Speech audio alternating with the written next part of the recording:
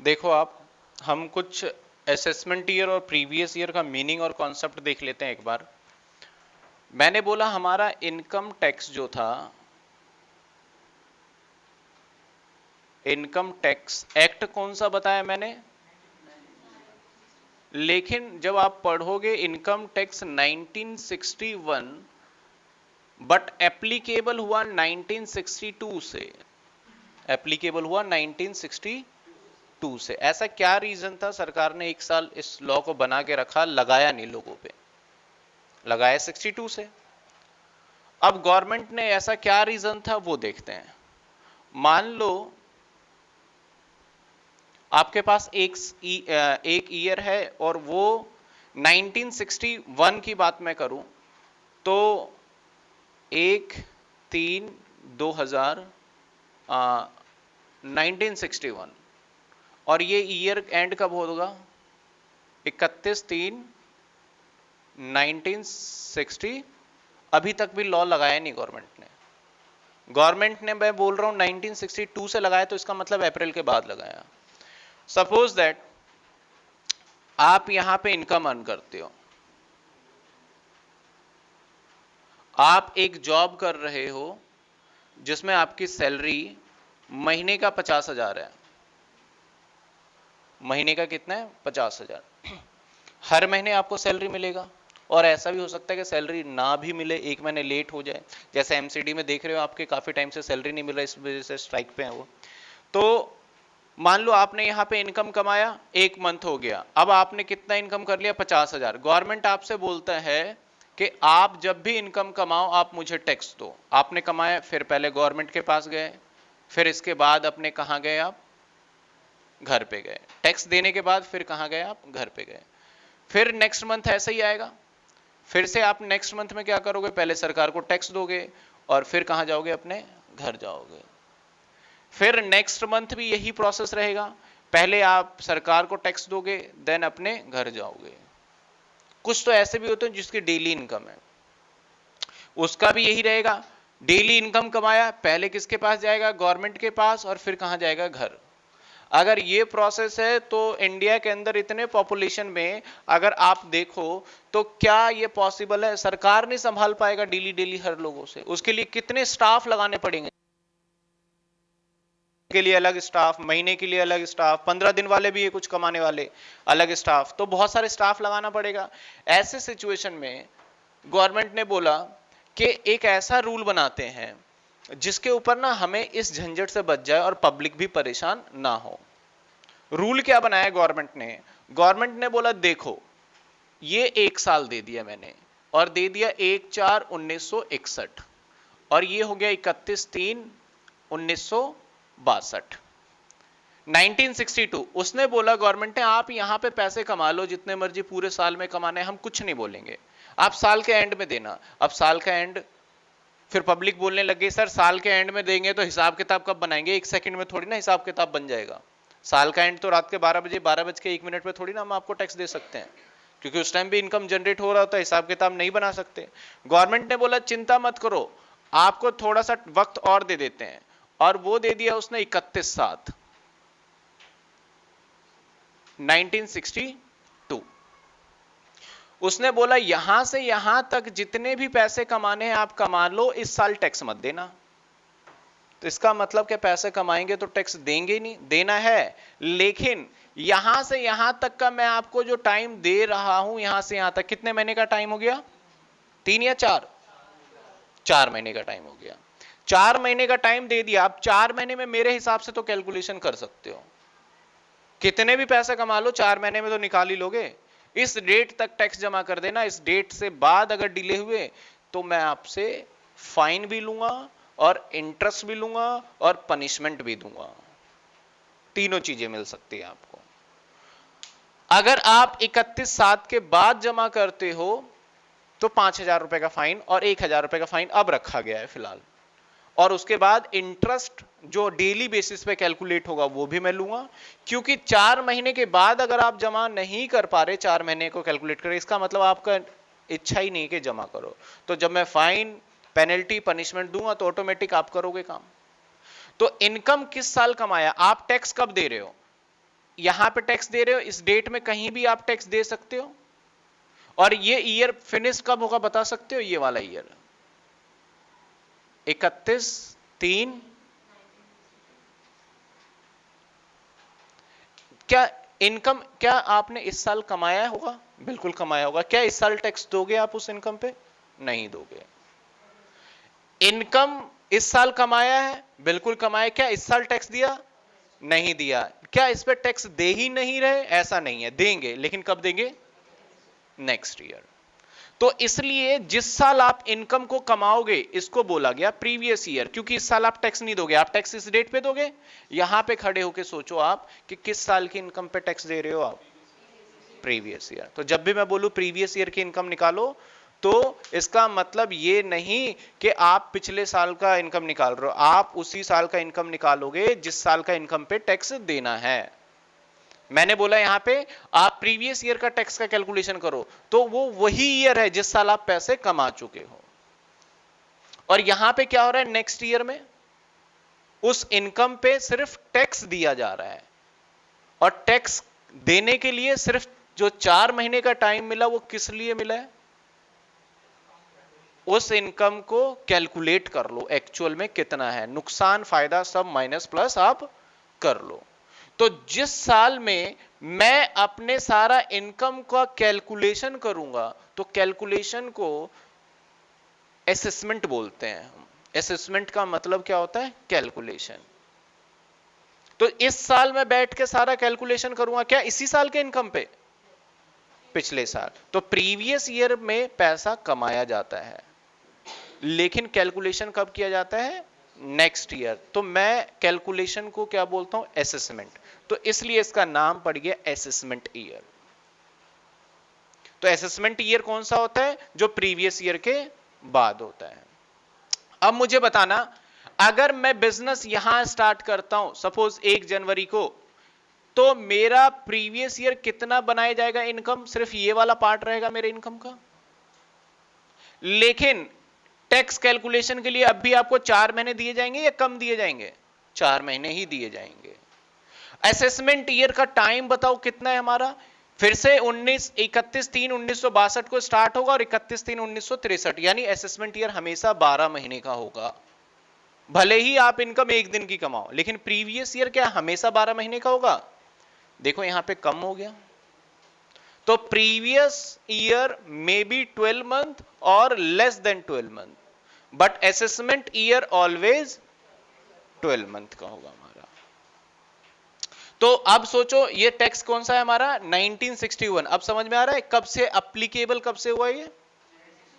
और वो भी मार्च के बाद एप्लीकेबल हुआ होगा, क्योंकि जब आप जिसके हिसाब से आप कैलकुलेशन कर रहे हो तो एप्लीकेबल।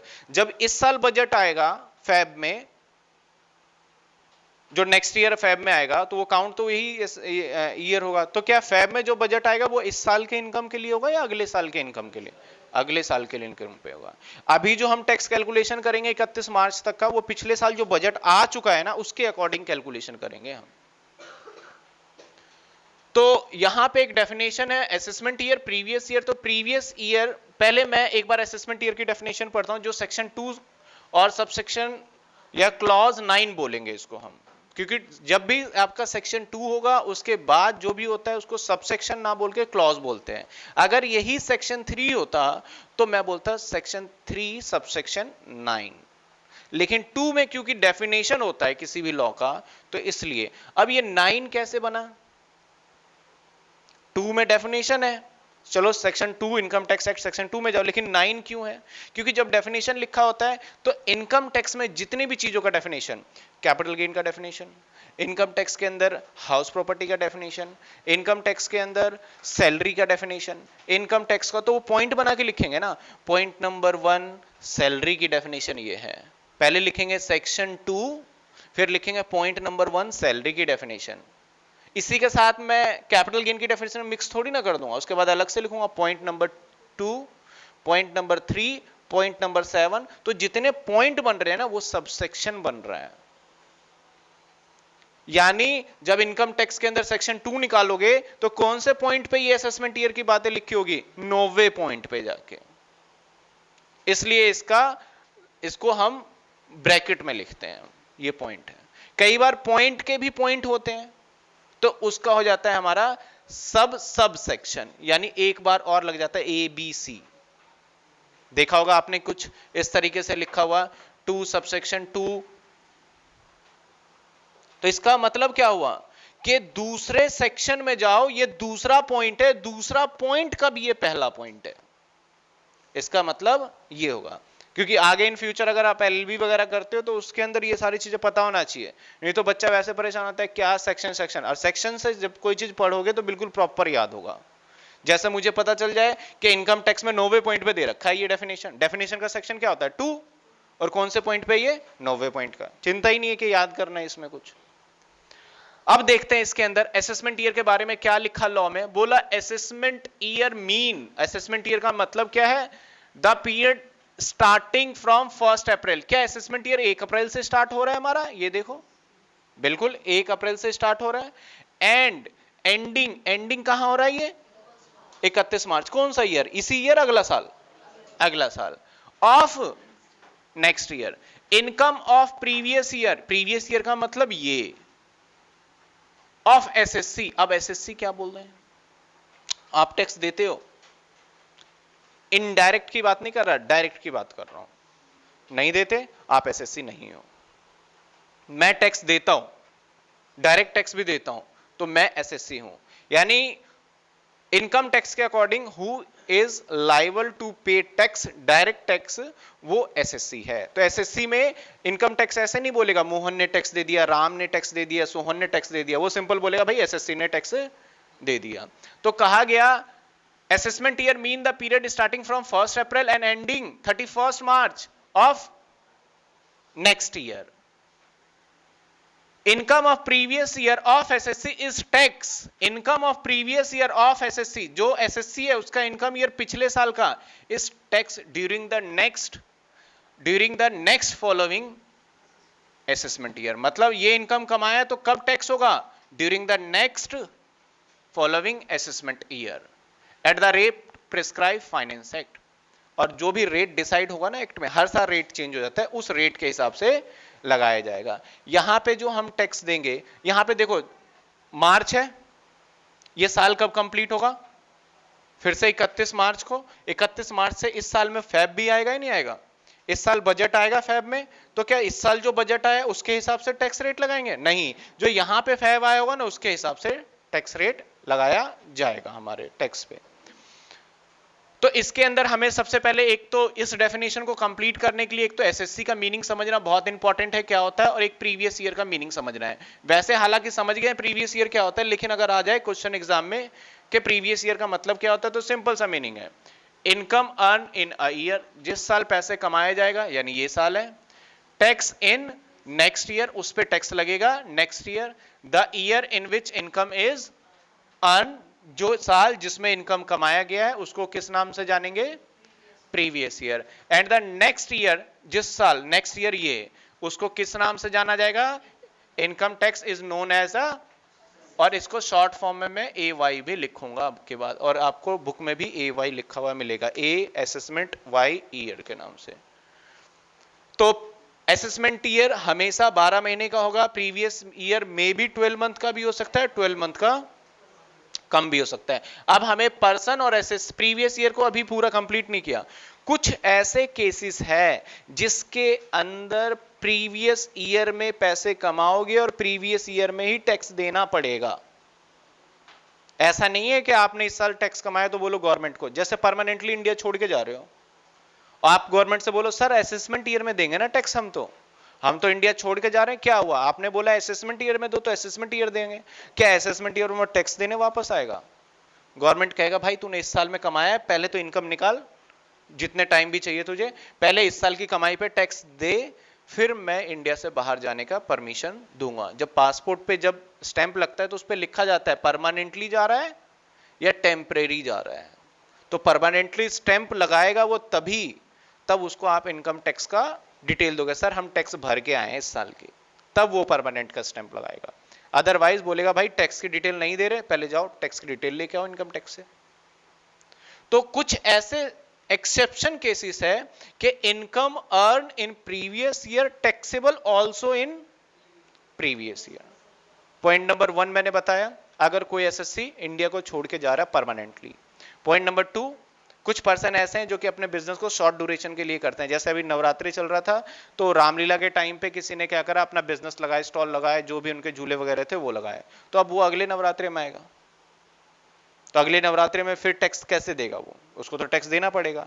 तो उसको बोला गया जो शॉर्ट ड्यूरेशन के लिए बिजनेस करता है उसको जिस साल पैसे कमा रहे हो उसी साल टैक्स दे दो, आपके लिए कोई असेसमेंट ईयर नाम की कोई चीज नहीं है।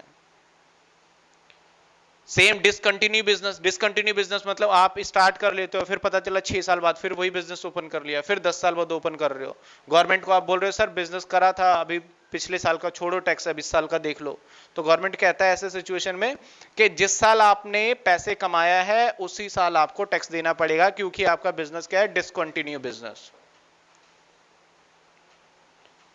शिपिंग बिजनेस, आपको पता है बाहर से इंडिया में आते हैं, इंडियन शिप बाहर भी जाता है, और शिप पे माल आने में जो कार्गो वगैरह सारा माल आता है उसमें 2-2 3-3 महीने लग जाते हैं। अब वहां से अगर माल आ रहा है इंडिया में तो कहीं ना कहीं जो अमेरिका से अगर यूएसए से बाय आपका शिप पे जो भी माल आ रहा है उस पे कहीं ना कहीं वो इंडिया से पैसे तो कमा ही रहा है। जब इंडिया से पैसे कमा रहा है, मैंने बोला भाई तू टैक्स दे दे, अगर वो कहता है असेसमेंट ईयर में आके दूंगा, तो क्या वो आएगा असेसमेंट ईयर में? आएगा ही नहीं। जैसे विजय माल्या नहीं आ रहा वैसे वो भी नहीं आएगा। वो बोलेगा इंडिया में जाऊंगा तो बेफालतू में फंसाएंगे, जेल में डाल देंगे, पेनल्टी लगाएंगे, इससे अच्छा वहीं रह जाऊं। तो ऐसे लोगों के लिए रूल बनाया गया, भाई तू अगले साल छोड़ दे, इसी साल टैक्स दे दे। तो कुछ इसके एक्सेप्शनल केसेस भी है, एक्सेप्शनल केसेस मैं वो डिटेक्ट कर दूंगा, वो लिख लेना। इसके बाद असेसमेंट ईयर समझ में आ गया क्लियरली, प्रीवियस ईयर आपको क्लियर होना चाहिए कि प्रीवियस ईयर का, क्योंकि हर क्वेश्चन में असेसमेंट और प्रीवियस ईयर का इस्तेमाल होगा, इस पे इनफैक्ट क्वेश्चन भी आएगा। एक क्वेश्चन आता है, can be previous year less than 12 month? Answer yes. एक क्वेश्चन आ सकता है, can be assessment year less than 12 month? No, वो हमेशा कितने का होगा?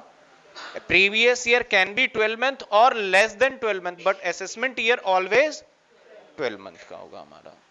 ठीक है, तो एक बार ये फटाफट से नोट करिए, इसका कोई सेक्शन नहीं है प्रीवियस ईयर का, आपका असेसमेंट ईयर का सेक्शन है, वो मैंने लिख दिया है।